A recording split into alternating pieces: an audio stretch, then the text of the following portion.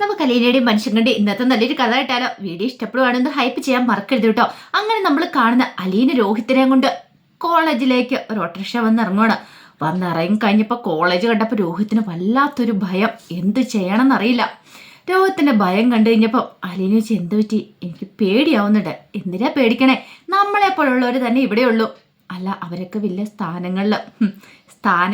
അതെ, നമ്മളെപ്പോലെ തന്നെ ജനിച്ചു വളർന്ന് അവർ പഠിച്ച ഓരോ പൊസിഷനിൽ എത്തിയവരാ. അവരും മനുഷ്യന്മാർ തന്നെയാ. നമ്മളൊന്നും ചെയ്യാൻ പോകുന്നൊന്നുമില്ല. ധൈര്യമായിട്ടിരിക്കുക. എനിക്ക് പേടിയാവുന്നുണ്ട് ചേച്ചി. പേടിക്കേണ്ട കാര്യമില്ല. ഞാനല്ലേ കൂടെയുള്ളേ. നമ്മൾ ചെന്ന് കണ്ട് കാര്യം പറയണു. അങ്ങനെ രോഹിത്തിനൊരു ആത്മവിശ്വാസമൊക്കെ കൊടുത്ത് രോഹിത്തിനെ കൊണ്ട് അങ്ങോട്ടേക്ക് വരുമ്പോൾ ഒരച്ഛനങ്ങോട്ട് വന്നു. അച്ഛൻ പറഞ്ഞു, അതെ, ഞങ്ങൾക്ക് പ്രിൻസിപ്പൾ അച്ഛനെ ഒന്ന് കാണണമായിരുന്നു. അതെ, ഇന്ന് അച്ഛൻ നല്ല തിരക്കിലാണല്ലോ, കാണാൻ പറ്റുമെന്ന് തോന്നില്ല. അല്ല, കാര്യം എന്താ? അത് ഒരു അപേക്ഷ സമർപ്പിക്കാനായിരുന്നു. അങ്ങനെ ഒരു അപേക്ഷ എൻ്റെ ഇതിലേക്ക് വന്നു, ഞാൻ അച്ഛന് കൊടുത്തോളാം. അല്ല, അത് അച്ഛന് നേരിട്ട് കണ്ട് സംസാരിക്കാനുള്ള. നേരിട്ട് കണ്ട് സംസാരിക്കാനോ? എന്താ, വേറെ എന്തെങ്കിലും കാര്യമാണോ? അത് ഒരു അഡ്മിഷനുമായിട്ട് ബന്ധപ്പെട്ട ആണോ? അങ്ങനെയാണെങ്കിൽ ഞാൻ അച്ഛനോടൊന്ന് സംസാരിച്ചിട്ട് ഒന്ന് പറയാം. അങ്ങനെ അദ്ദേഹം അകത്തേക്ക് പോയി കഴിഞ്ഞപ്പം രോഹിത് ചോദിച്ചു, അല്ല ചേച്ചി, നമ്മൾ അഡ്മിഷൻ്റെ കാര്യത്തിന് വേണ്ടി വന്നല്ലോ. ശരിക്കും പറഞ്ഞത് അഡ്മിഷൻ തന്നെയല്ലേ? നിന്നെ കോളേജിൽ നിന്ന് പുറത്താക്കിയതല്ലേ? വീണ്ടും എടുക്കേണ്ടതല്ലേ? അല്ല, ന്യൂ അഡ്മിഷന് അതൊന്നും ഓർത്ത് ഭയക്കേണ്ടതല്ല. ചെറിയ ചെറിയ നുണകളൊക്കെ നമ്മളിങ്ങനെ ഒരു മിഠായി പേപ്പറിനകത്ത് പൊതിഞ്ഞു കൊടുക്കുന്ന കൊടുത്താലോ പറ്റത്തോളന്നേ, അല്ലെങ്കിൽ ഇത് നടക്കത്തില്ല എന്ന് പറഞ്ഞു. ഇത്ര കഴിഞ്ഞപ്പോഴത്തേനും പോയ അച്ഛൻ അതേപടി തന്നെ വന്നിട്ട് പറഞ്ഞു, നിങ്ങളോട് അകത്തേക്ക് ചെല്ലാൻ പറഞ്ഞു. ശരിയെന്ന് പറഞ്ഞു. അങ്ങനെ രോഹിത്തിനെയും കൂട്ടിക്കൊണ്ട് അലീന പ്രിൻസിപ്പൾ അച്ഛൻ്റെ മുറിയിലേക്ക് കയറി ചെല്ലുക. അങ്ങനെ അച്ഛൻ്റെ മുന്നിലേക്ക് വന്നു കഴിഞ്ഞപ്പോൾ അച്ഛൻ ചോദിച്ചു, എന്താ അഡ്മിഷൻ്റെ കാര്യത്തിനാണോ എന്ന് ചോദിച്ചു. അപ്പോഴേക്കും അലീന എന്ത് ചെയ്തു? കയ്യിലിരുന്ന ഒരു അപേക്ഷ അങ്ങ് എടുത്ത് കൊടുക്കണം. അച്ഛാ, ഇതൊരു അപേക്ഷയാന്ന് പറഞ്ഞു. അങ്ങനെ അത് അച്ഛൻ വായിച്ചു നോക്കിയിട്ടും കൂടെ എഴുന്നേറ്റു. എന്നിട്ട് പറഞ്ഞു, ഓഹോ, ഇതിനു വേണ്ടി നിങ്ങൾ ഇതിവിടം വരെ വരണമെന്നില്ല. അതിൻ്റെ ആവശ്യമില്ലായിരുന്നു. പിന്നെ നിങ്ങളെ എനിക്കറിയില്ല, ആരാ എന്താണെന്നും അറിയത്തില്ല. ഇവനെ എനിക്കറിയാം. പത്രങ്ങളിൽ കൂടെ ന്യൂസ് ചാനലിൽ കൂടെ ഇവനെ ഞാൻ കുറെ കണ്ടിട്ടുണ്ട്. ഇവനാള് ഫേമസ് ആണല്ലോ. അങ്ങനെയുള്ള ഒരുത്തിന് വേണ്ടി സംസാരിക്കാൻ വരേണ്ട ഒരു കാര്യം നിങ്ങൾക്കില്ലായിരുന്നു. അപ്പോഴേക്കും അലീന പറഞ്ഞു, അച്ഛാ, രോഹിത് തെറ്റൊന്നും ചെയ്തിട്ടില്ല. തെറ്റ് ചെയ്തിട്ടില്ലെന്ന് നിങ്ങൾ മാത്രം പറഞ്ഞിട്ട് കാര്യമില്ലല്ലോ. അതിനെന്താ, തെളിവെന്തേലും ഉണ്ടോ? കോടതി വിധി വന്നിട്ടുണ്ടോ? കോടതി വിധി വന്നിട്ടില്ല. പിന്നെന്താ നിങ്ങളിങ്ങനെ പറയണേ? അല്ല, അതിനാ പെൺകുട്ടി മൊഴി കൊടുത്തിട്ടുണ്ടല്ലോ തെറ്റ് ചെയ്തിട്ടില്ലെന്ന്. തെറ്റ് ചെയ്തിട്ടില്ലെന്ന് പറഞ്ഞു പെൺകുട്ടി മൊഴി കൊടുത്തെന്ന് പറഞ്ഞുകൊണ്ട് ഇവനെ ഇവിടെ കയറ്റി പഠിപ്പിക്കാനൊന്നും പറ്റില്ല. കാരണം ആ പെൺകുട്ടി ഇവിടെയുള്ള ഓരോ കുട്ടികളുടെ മാതാപിതാക്കളോടും ഒന്ന് വിളിച്ചു പറയുമോ ഇവൻ തെറ്റ് ചെയ്തിട്ടില്ല എന്ന്? ഒരിക്കലുമില്ല. അതുകൊണ്ട് അത് നടക്കുന്ന കാര്യമില്ല. അപ്പോഴേക്കും അലീന പറഞ്ഞു, അത് ചില പത്രങ്ങളിലൊക്കെ രോഹിത്ത് നിരപരാധിയാണെന്ന് പറഞ്ഞു വാർത്ത വന്നിട്ടുണ്ടായിരുന്നു. അതൊക്കെ ഞാനെടുത്ത് സൂക്ഷിച്ചു വെച്ചിട്ടുണ്ടായിരുന്നു. അത് തന്നാ മതിയോ? അതുകൊണ്ടൊന്നും ഒരു കാര്യമില്ല. അതുകൊണ്ട് എന്താവാനായിട്ടാ? ഇവനെക്കുറിച്ച് എനിക്കറിയാം. അപ്പോഴേക്കും അലീന പറഞ്ഞു, അച്ഛാ, ഇനിയിപ്പം ഇത് ഫൈനൽ സ്റ്റേജാണ്, ഫൈനൽ ഇയറാണ്. ഫൈനൽ ഇയർ ആയി കഴിയുമ്പോൾ ഇവൻ്റെ പഠിത്തം പോയിട്ടുണ്ടെങ്കിൽ അതിവന് വലിയൊരു തീരാ നഷ്ടമായിട്ട് മാറും. ഇവൻ്റെ ഭാവിയെ ബാധിക്കുന്ന കാര്യമാണ്. എന്തു തന്നെ ആണെങ്കിലും ശരി, എനിക്കൊരു തീരുമാനം എടുക്കാൻ പറ്റത്തൊന്നുമില്ല. ഇതിനു വേണ്ടി നിങ്ങളിവിടെ നിൽക്കേണ്ട കാര്യമൊന്നുമില്ല. അല്ലെങ്കിലും ഇവനെപ്പോലുള്ള ഒരുത്തനെ ഇവിടെ കയറ്റി പഠിപ്പിച്ചിട്ടുണ്ടെങ്കിൽ ഈ കോളേജിൻ്റെ അന്തസ്സും അഭിമാനം വീണ്ടും പോകും. പിന്നെ മറ്റുള്ളവർക്ക് അതൊരു പ്രചോദനമായിട്ട് മാറും, എന്ത് കുറ്റവും ചെയ്യാനായിട്ടുള്ള. അതുകൊണ്ട് ഒരിക്കലും അത് നടക്കില്ല. അപ്പോഴേക്കും അലീന കൈകൂപ്പിക്കൊണ്ട് പറഞ്ഞു, അച്ഛാ, ഇവൻ നിരപരാധിയാണ്, തെറ്റൊന്നും ചെയ്തിട്ടില്ലെന്ന് പറഞ്ഞല്ലോ. തെറ്റ് ചെയ്യാത്ത ഒരാളെ ശിക്ഷിക്കേണ്ട കാര്യമുണ്ടോ? നിരപരാധിയായ ഒരാളെ ശിക്ഷിക്കേണ്ട കാര്യമുണ്ടോ? നിങ്ങൾ ഇതൊക്കെ പറയുന്നുണ്ട്. നിങ്ങൾ എന്ത് തന്നെ പറഞ്ഞാലും ശരി, ഇനി ഇവനെ ഇവിടെ കയറ്റി പഠിപ്പിക്കാനൊന്നും പറ്റുന്ന കാര്യമില്ല എന്നൊക്കെ പറഞ്ഞു അച്ഛൻ ദേഷ്യപ്പെടുവാണ്. അലീനയ്ക്ക് ഭയങ്കര സങ്കടമായി. അലീന മാക്സിമം പറഞ്ഞു നോക്കി അച്ഛനോട്. അപ്പോഴേക്കും അച്ഛൻ പറഞ്ഞു, അതെ, ഈ കോളേജിൻ്റെ അതിൻ്റെതായ ഒരു ഡിസിപ്ലിനറി ആക്ഷൻ കമ്മിറ്റിയൊക്കെ ഉണ്ട്. അല്ലാതെ വെറുതെ എനിക്ക് സ്വന്തമായിട്ട് തീരുമാനം എടുക്കാൻ പറ്റില്ല. ഞാനിരിക്കുന്ന ഇതിനോട് എനിക്കൊരു നീതിയും കുറുവൊക്കെ പുലർത്തേണ്ടതുണ്ട് എന്നൊക്കെ പറഞ്ഞു. അപ്പോഴേക്കും അലീനയ്ക്ക് ഭയങ്കര സങ്കടമായിപ്പോയി.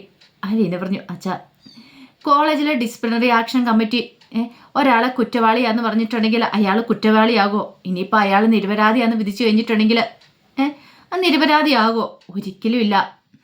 അച്ഛനറിയാലോ, 2000 വർഷങ്ങൾക്ക് മുമ്പ് പീലാത്തോസിന്റെ അരമനയെ വെച്ച് ഇതുപോലെ ഒരു ഡിസിപ്ലിനറി കമ്മിറ്റി കൂടിയാണ് യേശു ക്രിസ്തുവിനെ ക്രൂശിലേറ്റാൻ വിധിച്ചത്. എന്നിട്ടോ യേശു കുറ്റവാളിയായിരുന്നോ? അല്ലല്ലോ എന്ന് പറഞ്ഞു. ഇത് കേട്ട് കഴിഞ്ഞപ്പോഴത്തേനും അച്ഛൻ പറഞ്ഞു, അതെ, കൂടുതൽ നിങ്ങൾ പറയണ്ട, മര്യാദയ്ക്ക് പോകാൻ നോക്ക്. നിങ്ങൾ ഇങ്ങോട്ടേക്ക് കയറ്റിവിടാനായിട്ട് അനുവാദം തന്ന എനിക്ക് പറ്റിയ അബദ്ധം. എനിക്ക് നിങ്ങളോട് സംസാരിക്കാനും ഇല്ല, പോകാൻ നോക്കാൻ പറഞ്ഞുകൊണ്ട് അച്ഛന് ദേഷ്യപ്പെടുവാണ് അലീനയോട്. അലീനയ്ക്ക് സങ്കടം വന്നു. പെട്ടെന്ന് അലീന പറഞ്ഞു, സോറി അച്ഛാ, ഇങ്ങനെയൊന്നും പറയണമെന്ന് കരുതി വന്നതല്ല, ക്ഷമിക്കണമെന്ന് പറഞ്ഞു. അച്ഛനാണ് നല്ല ദേഷ്യത്തോട് കൂടിയിട്ട് കണ്ണുരുട്ടിയൊക്കെ അലീനയെ രോഹിത്തിനെ നോക്കുന്നത്. പിന്നീട് അച്ഛൻ പറഞ്ഞു, അതെ, എനിക്ക് എൻ്റെ കസേരയോട് ഒരു നീതി പുലർത്തേണ്ടതായിട്ടുണ്ട്. അപ്പോഴേക്കും അലീന ഇങ്ങനെ നോക്കി അച്ഛനെ, എന്നിട്ട് ചോദിച്ചു, അതെ, യേശുവിൻ്റെ കസേരയേക്കാൾ വലുതാണോ അച്ഛൻ ഇരിക്കുന്ന ഈ കസേര എന്ന് ചോദിച്ചു. അച്ഛനൊരു നിമിഷം അന്തം വിട്ട് അലീനയെ നോക്കുകയാണ്. അതെ, യേശു ധരിച്ച മേലങ്കിയേക്കാളും വലുതാണോ അച്ഛനിട്ടിരിക്കുന്ന ഈ മേലങ്കി? അച്ഛനൊന്നിങ്ങനെ ഒരു അന്താളിപ്പോടുകൂടി അലീനയെ വീണ്ടും നോക്കുകയാണ്. അലീനയുടെ വാക്കുകൾ അത്ര ദൃഢമായിരുന്നു. അലീന അങ്ങനെ ഉറച്ച സ്വരത്തിലാണ് പറയണത്. അതുമാത്രമല്ല, യേശു തൻ്റെ അരികെ വരുന്ന പാപികൾക്കും അങ്ങനെയുള്ളവർക്കൊക്കെയാണ് മുൻഗണന കൊടുത്തോണ്ടിരുന്നത്. പക്ഷെ ഇവിടെ എന്താ ചെയ്തേ? ഒരു വേശി വന്നു കഴിഞ്ഞപ്പോഴത്തേനും എല്ലാവരും അവളെ കല്ലെറിയാനായിട്ട് വന്നു. അപ്പോഴേക്കും യേശു ഒരു കാര്യം പറഞ്ഞു, നിങ്ങൾ പാപികളായ അല്ലാത്തവർ ആദ്യം അവളെ കല്ലെറിയട്ടെ എന്ന്. എല്ലാവരും കല്ല് താഴെയിട്ട് താഴെ ഇറങ്ങിപ്പോയി. പക്ഷേ എങ്കിൽ ഇവിടെ ആണെങ്കിലോ അച്ഛൻ തൻ്റെ കയ്യിൽ നിന്ന് ആ കല്ല് താഴെ ഇടുന്നില്ല, അതിങ്ങനെ മുറുകെ പിടിച്ചുകൊണ്ടിരിക്കുന്നു. യേശു പഠിപ്പിച്ചൊരു പാഠമുണ്ട്, നല്ല ഇടയെന്ന് പറഞ്ഞാൽ 100 ആടുകളുള്ള ഒരാൾ ഒരു ആട്ടുംകുഞ്ഞിനെ നഷ്ടപ്പെട്ട് കഴിയുമ്പോൾ അതിനെ തേടിപ്പോവും തൻ്റെ 99 ആട്ടുംകുഞ്ഞുങ്ങളെ വിട്ടിട്ട്. പക്ഷേ എങ്കിൽ ഇവിടെ ആ കുഞ്ഞാട് വന്ന അച്ഛൻ്റെ മുന്നിൽ നിന്ന് കരഞ്ഞപേക്ഷിക്കുന്നു. എന്നിട്ട് പോലും അച്ഛൻ അതിനെ സ്വീകരിക്കുന്നില്ല എന്ന് പറഞ്ഞു. അച്ഛനാണ് വല്ലാത്തൊരു ബുദ്ധിമുട്ടായിപ്പോയി. പിന്നീട് രോഹത്തിനോട് ഞാൻ ഭാഗം പറഞ്ഞു രോഹത്തിൻ്റെ കൈയും പിടിച്ച് അലീനെ അങ്ങോട്ട് ഇറങ്ങിപ്പോയി. അച്ഛൻ അവിടെ നിന്ന നിപ്പിൽ അവിടെ ഇങ്ങനെ ആലോചിച്ച് നിൽക്കുകയാണ്. യേശുക്രിസ്തുവിൻ്റെ ഒരു ഫോട്ടോ ഉണ്ടായിരുന്നു, അതിൻ്റെ മുന്നിലേക്ക് വന്നു. അലീനയുടെ വാക്കുകളായിരുന്നു അച്ഛൻ്റെ മുന്നിൽ. വേശ്യയെ കല്ലെറിയാൻ പറഞ്ഞതും അതുപോലെ തന്നെ നല്ല ഇടയൻ്റെ കഥകൾ പറഞ്ഞതും അതെല്ലാം അച്ഛൻ്റെ മനസ്സിൽ കൂടി ഇങ്ങനെ അലീന പറഞ്ഞു ഓരോ വാചകങ്ങളും ക്രൂരമായിട്ട് കുത്തിക്കയറുകയാണ്. അച്ഛന് ഇരിക്കാനും നിൽക്കാനും പറ്റാത്തൊരവസ്ഥയിൽ അച്ഛനിങ്ങനെ ആകെപ്പാടെ വല്ലാത്തൊരു ബുദ്ധിമുട്ടോടുകൂടി ആലോചിച്ച് നിൽക്കുകയാണ്. അലീനയുടെ വാക്കുകൾ അതിങ്ങനെ മനസ്സിലേക്ക് വീണ്ടും വീണ്ടും അച്ഛന് വന്നുകൊണ്ടിരിക്കുകയാണ്. എന്ത് ചെയ്യണമെന്ന് അറിയത്തില്ലാത്തൊരവസ്ഥയായിരുന്നു. അങ്ങനെ കുറച്ച് കഴിഞ്ഞപ്പോൾ അലീനയും രോഹിത്തും കൂടെ വീട്ടിലേക്ക് വരുവാണ്. കൃഷ്ണമോൾ അങ്ങോട്ട് ഇറങ്ങിച്ചെന്ന് കഥ തുറക്കുന്നേ. രോഹിത്തിന് മുഖം കണ്ടിഞ്ഞപ്പം കൃഷ്ണമോൾക്ക് തോന്നി എന്തോ ഒരു പന്തികളുണ്ടെന്ന്. രോഹിത്തൊന്നും മിണ്ടാതെ അകത്തേക്ക് കയറിപ്പോയി. അപ്പോഴേക്കും കൃഷ്ണമോൾ ചോദിച്ചു, എന്ത് പറ്റി ചേച്ചി? പോയ കാര്യം സാധിച്ചില്ലേ? എന്താ കാര്യം? എന്താ? ഒന്നും നടന്നില്ല, അതുകൊണ്ടായിരിക്കില്ലേ രോഹിത്താൻ്റെ മുഖം ഇങ്ങനെ ഇരിക്കുന്നേ? സാരമില്ല, എന്നാലും നമ്മളിങ്ങനെ പ്രതീക്ഷിച്ചല്ല മോളെ പോന്നേ. അലീന ചേച്ചി വിഷമിക്കേണ്ട, ഞാനേ ഒരു ലൈം ജ്യൂസ് എടുക്കാം, ഒരു സ്പെഷ്യൽ ലൈം ജ്യൂസ് എടുക്കാമെന്നും പറഞ്ഞിട്ട് കൃഷ്ണമോൾ അകത്തേക്ക് കയറിപ്പോയി. അപ്പോഴേക്കാണ് ബാലേന്ദ്രൻ്റെ കാർ അങ്ങോട്ടേക്ക് വരുന്നത്. അലീന അവിടെ തന്നെ ഇരുന്നു. ബാലേന്ദ്രൻ കാറിൽ നിന്നിറങ്ങി വന്നിട്ട് അലീനയെ നോക്കി. അലീനയുടെ മുഖം കണ്ടു കഴിഞ്ഞപ്പോൾ തന്നെ ബാലേന്ദ്രന് മനസ്സിലായി പോയ കാര്യം നടന്നിട്ടില്ല എന്ന്. ബാലേന്ദ്രൻ അത് പറയുകയും ചെയ്തു. പോയ കാര്യമൊന്നും നടന്നില്ലല്ലേ? ഇല്ലച്ചാ, ഞാൻ അപ്പോഴേ പറഞ്ഞല്ലേ പോവണ്ടാന്ന്. ആ അച്ഛനെക്കുറിച്ച് എനിക്കറിയാം, ഉയർന്ന ധാർമ്മികതയുള്ള ഒരാളാ അച്ഛാ. പശ്ചാത്താപിക്കുന്നവർക്ക് മാപ്പ് കൊടുത്തില്ലെങ്കിൽ അതിനകത്ത് എന്ത് ധാർമ്മികതയുള്ളത്? അതൊന്നും പറഞ്ഞിട്ട് കാര്യമില്ല മോളെ, പൈസ കൊടുത്ത് ഒതുക്കാൻ പറ്റുന്ന കാര്യമാണ്, അങ്ങനെ ചെയ്യായിരുന്നു. പക്ഷേ ആ മാനേജ്മെൻറ്റ് കോളേജ് അങ്ങനെയാണ്, പൈസയൊന്നും സ്വീകരിക്കുന്ന അങ്ങനെയൊന്നുമുള്ളൊരു കോളേജൊന്നും അല്ല. അലീന പറഞ്ഞു, ഇനിയിപ്പോൾ പറഞ്ഞിട്ടൊന്നും ഒരു കാര്യമില്ല, എനിക്ക് രോഹിത്തിനെക്കുറിച്ച് ഓർക്കുമ്പോഴേ വിഷമം.